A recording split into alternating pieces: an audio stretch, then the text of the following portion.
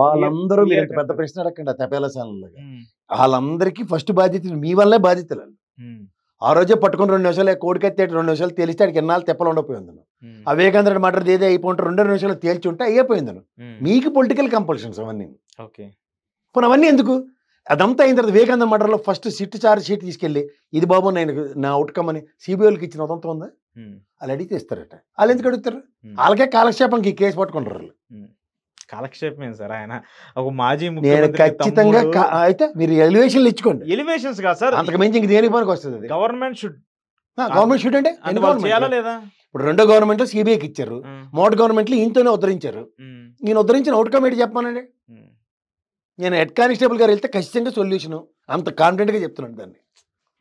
నేను అంత కాన్ఫిడెంట్ గా చెప్తున్నా, నో సెకండ్ థర్డ్. దాంట్లో ఒక బ్రోటల్ మర్డర్ విత్ రాబరీ, ఒక పనికి మాలిన ఏదో డబ్బులు ఇచ్చి ఆయన మర్డర్ చేయించారు. ఆ ఎదవడో పట్టుకోవడానికి ఇన్నాళ్ళ.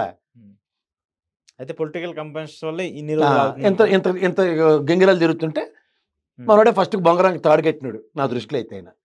అంటే of course he is the intelligence chief ఆ టైంలో ఆయన ఇన్వెస్టిగేషన్ సిట్ మొదటి అధికారి ఆయన, తర్వాత మహాంతి గారు, తర్వాత సిబిఐ.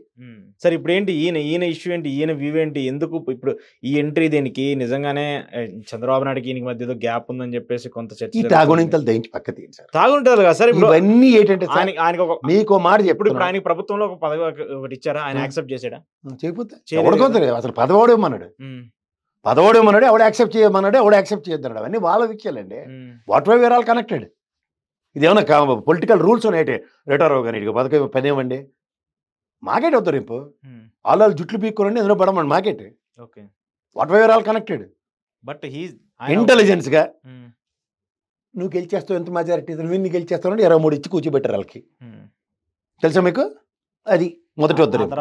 రెండోది కోడికత్తి రెండో ఉద్ధరింపు. మూడోది వివేకానంద రెడ్డి మర్డర్ ఉద్ధరింపు. ఈ 3 ఉద్ధరింపులతో ఏడు చేయడానికి ఎవరికి ఉపయోగం?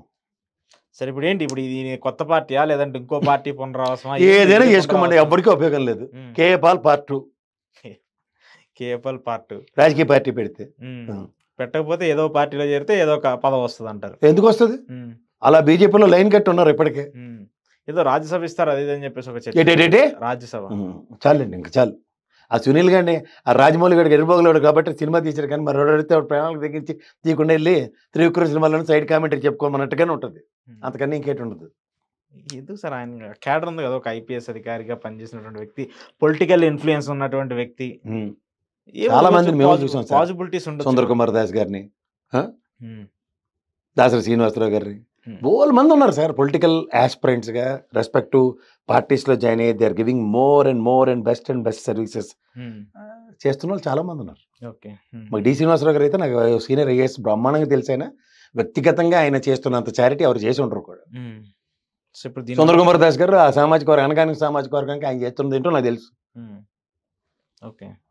అన్నీ ఉండి కూడా పొలిటికల్ ర్యాలీలు అయిపోయి political aspirants is all quite common. So దీనివల్ల పెద్ద యూజ్ ఏమి ఉండదు, ఎవరికీ ఉపయోగం లేదు. ఏదో ఆ రోజు 2 రోజులు అడవాడి కార్యక్రమం. ఆ కోడికత్తోడు ఇంటికి వెళ్ళిన దాన్ని సమర్థించుకోవాలంటే ఒక అన్నగారి నాలుగు గురించి జగన్మోహన్ రెడ్డి బాధ్యతలు వీళ్ళకి అందరూ లిస్ట్ రాసి వచ్చారు, బాబు మమ్మల్ని కాపాడయ్యా అని. ఉన్నప్పుడు ఏడు చేసిన అయ్యా అంటే మాట సమాధానం ఉండదు. మా ఐవేర్ కృష్ణారావు లాగా డిసెంట్ నోట్ అయితే రాయడట, మా జయప్రకాష్ నారాయణ డిసెంట్ నోట్ అయితే రాయరట. ఈ పొలిటికల్ కంపల్షన్స్ ఈ విధానాలన్నీ మారిపోయి ప్రపంచం తెరబడిపోవాలి. దాని పార్ట్ 2 అనాలి అంతే. చూద్దాం పార్ట్ ఇంకా ఆయన ఎంట్రీ అన్నాడు, మరి రేపు ఇంకా రాబోయే రోజుల్లో ఎంతమందిని కలుస్తాడో ఏంటి అనేది కూడా ఇంకొక ఇష్యూ సార్. ఏపీకి సంబంధించి కలిసి ఏడు చేస్తారు, టీ కాఫీలు తాగడమనే సొల్యూషన్ ఉంటుందా? జగన్మోహన్ రెడ్డి బాధితులు 100 మంది ఉన్నారు ఉదాహరణకి, 100 మందిని కలుస్తాడు. ఓదార్పు యాత్ర, జగన్మోహన్ రెడ్డి పార్ట్ 2 ఓదార్పు యాత్ర చేస్తాడు.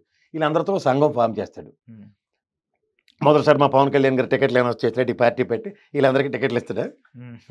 ఏదో ఒకటైతే ఆయన ఏదో చేయాలని చెప్పేసి ఎంట్రీ రాజకీయాల్లోకి వస్తా అని చెప్పేసి ఒక పొలిటికల్ వ్యాక్యూమ్ ఉందని అడగండి ఫస్ట్. ఉన్నదో లేదో ఆయన లేనప్పుడు ఎందుకు ఉన్నదో లేదో కింద మీద పడి ఆయన క్రియేట్ చేసుకుంటారేమో సార్. ఎలా క్రియేట్ చేస్తారు చెప్పండి సార్, మీరు కూడా జర్నలిస్ట్ కదా.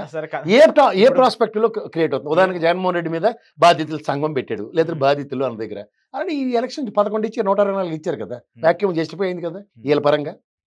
వీళ్ళు ఏడు చేస్తారన్నది కదా ఛాలెంజ్ అండ్ టాస్క్. ఆయన సామాజిక వర్గం చీలికి తేవచ్చేమో, ఎవరికి ఉపయోగం? ఉన్నది ఎంత లేవన 70% ఉన్నారేంటి బీసీ సామాజిక వర్గంలాగాను లేదా కాపు సామాజిక వర్గంలో ఉన్నదే లింగమని.